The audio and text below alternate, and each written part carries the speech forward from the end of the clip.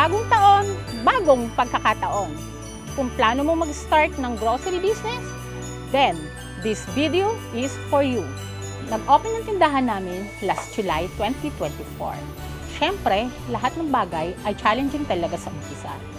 Kaya I'm sharing some of my learnings as a new grocery owner. Tip number 1, do your market research. Nung nagsisimula kami, ang first step na ginawa namin was to survey the area para malaman kung anong negosyo ang patok sa location namin. Ang initial plan was to open a restaurant. Pero through our survey, nalaman namin na grocery pala ang hanap dito. Tip number 2, conduct a competitor's price check. Para siguradong competitive ang pricing mo, alamin mo dapat ang price range ng mga competitors within your area. Dito, you can strategize kung paano ka makakalaban, like having promos or bundled items. Tip number 3, be an approachable and friendly grocery owner. Minsan, maiisip mo na nakaka-drain kumausap ng iba't ibang tao everyday. Pero in reality, ito ang pinakamalaking blessing mo.